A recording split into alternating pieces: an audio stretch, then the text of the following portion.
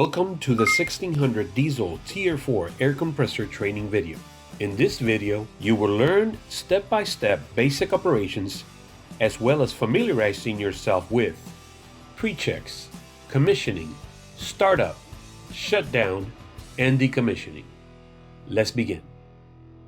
Before starting any equipment driven by a diesel or gasoline engine, it is common practice to check the engine oil level first. The hydraulic oil tank as well as the compressor oil sump tank both come equipped with a side glass to easily determine the oil level. When checking the coolant level, make sure the level is higher than the coolant level sensor. The day tank must be kept full and ball valve open during normal operations. The Murphy switch will maintain engine oil level. Turn the power switch main disconnect to the on position. Later, we will be checking the DEF and the diesel fuel levels on the controller. When using an external fuel tank, check the fuel gauge located inside the hose connection compartment. Check external fuel hose connections to avoid any spillage. Fuel selective valve is used to determine external or internal fuel tank operations. Close the discharge valve to properly adjust desirable pressure. It is always important to conduct a detailed air hose inspection before every use.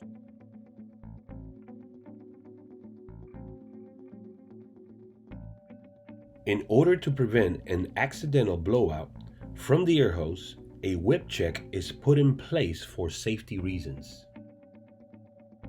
Whip check proper installation is required to maximize its safety capacity.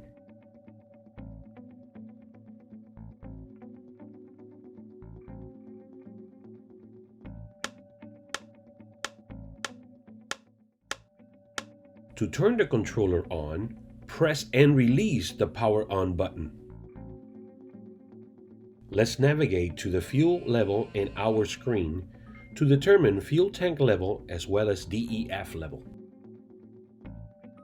The pressure screen helps you monitor pressures of different components. In the temperature screen, you will be able to monitor air, engine oil, coolant, hydraulic, and compressor oil temperatures. The alerts and alarms temperature set point screen. Alerts will serve as a warning and alarms will shut the unit down.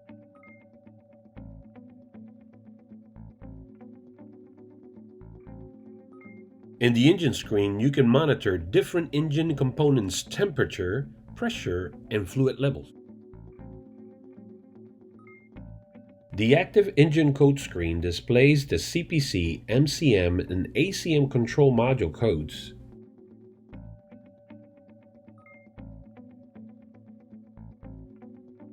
Let's go back to the pressure screen.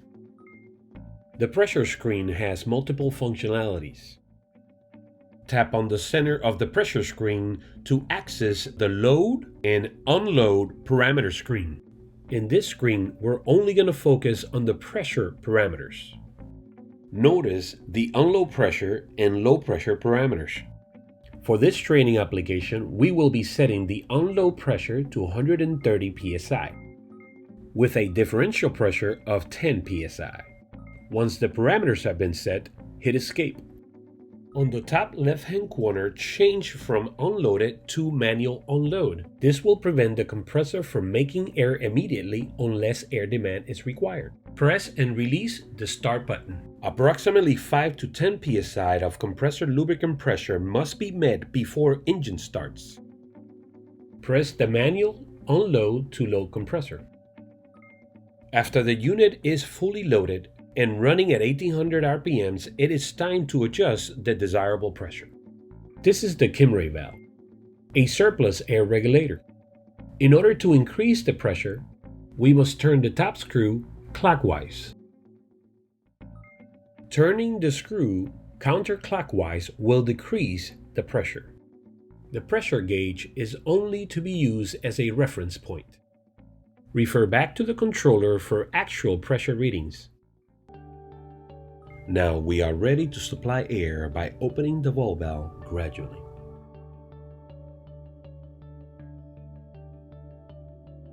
Aggreko's Remote Operations Center will monitor the equipment to help keep your project on task. To shut down the unit, just simply press and release the stop button. After doing so, a 5-minute engine cooldown will start. Warning: check the airline pressure before disconnecting the air hose, as well as following all lockout-tagout procedures.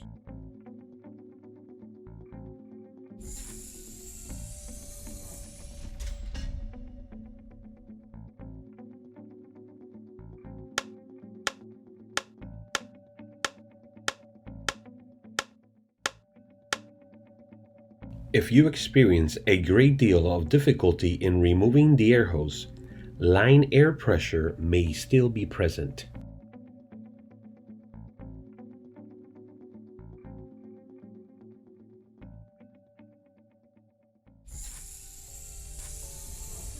The emergency stop button is only to be used in case of an emergency. If the e-stop was activated, call Aggreko to restart the air compressor.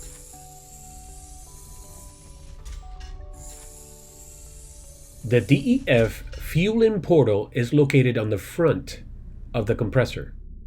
Only fill DEF fluid through the front portal. And finally, to shut the controller down, simply press and hold the power off button.